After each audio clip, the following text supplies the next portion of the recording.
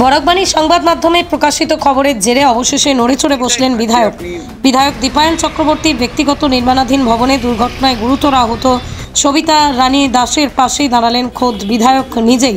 বুধবার রাতেই তিনি আহতের আশ্রম রোডের বাসভবনে গিয়ে আর্থিক সাহায্য সহ সম্পূর্ণ চিকিৎসার দায়িত্ব গ্রহণ করে। গত সোমবার শিলচরের তারাপুর এলাকায় অবস্থিত বিধায়কের ঈশান অ্যাপার্টমেন্ট নির্মীয়মান ভবনে রঙের কাজ চলাকালীন এই মর্মান্তিক দুর্ঘটনা ঘটে। ঈশান অ্যাপার্টমেন্টে রঙের কাজে নিয়োজিত এক মিস্ত্রি সোমবার বিকেল 3টে নাগাদ কাজ করার সময় অসাবধানবশত উপর থেকে নিচে পড়ে যান। সেই সঙ্গেই তার রঙের বালতিও নিচে পড়ে। প্রত্যক্ষদর্শীদের বিবরণ অনুযায়ী সেই মিস্ত্রির ভাগ্য ভালো যে সে নিচে দাঁড়িয়ে থাকা এক মহিলার উপরেই পড়ে। সেই ঘটনায় মহিলার দুটি হাতই ভেঙে গিয়েছে আর মিস্ত্রির কোমর সহ শহরের বিভিন্ন অংশে আঘাত লাগে। এমনকি উপর থেকে বালতিটি নিচে দাঁড়িয়ে থাকা আরও এক মহিলার উপরে হাঁটুতে পড়ে যাওয়ায় তারা চলাফেরা সম্পূর্ণরূপে বন্ধ হয়ে গিয়েছে। ঘটনার সঙ্গে সঙ্গেই বিধায়কের ঘনিষ্ঠ সহযোগীরা তাকে হাসপাতালে নিয়ে গিয়েছিলেন বলেই জানিয়েছেন। তরফ থেকে দিচ্ছে না কিছু, এক বয়স্ক ভদ্রলোক তাই নিয়ে 500 টাকা দিছে, দিয়ে আমরা তুলিয়া দিছি।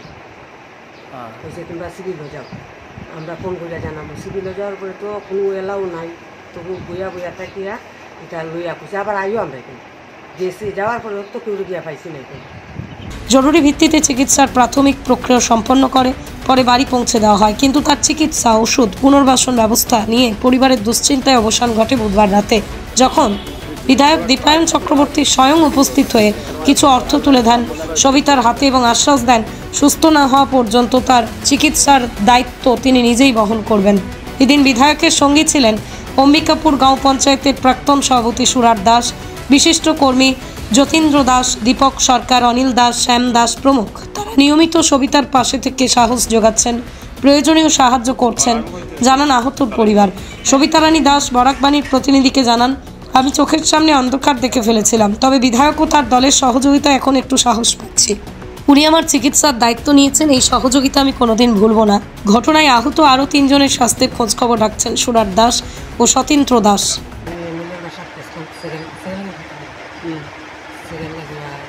কালার করে একটা ছেলেটা কেমনি যে পড়লো আমিও করতে পারি, কিন্তু আমি পড়ার পরে অজ্ঞান হয়ে গেছি। তো আমার ধরাধরি ঘুরে এমএলএর তরফ থেকে পাঠাইছে হসপিটাল যাওয়ার পরে তো আমার এক্সরে ট্রিটমেন্ট হয়েছে।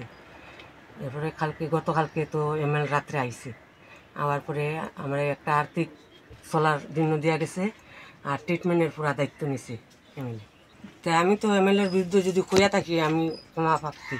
আমি কেউর কথা কোনো আমি এমএলএ হচ্ছে না, আমি যেটা সত্য ঘটনা এটা আমি করছি। আগামী দিনে আমি যতদিন অসুস্থ থাকি আমার যাতে সাহায্য করে আমি তো এমএলএর কাছে ক্ষমা প্রার্থী।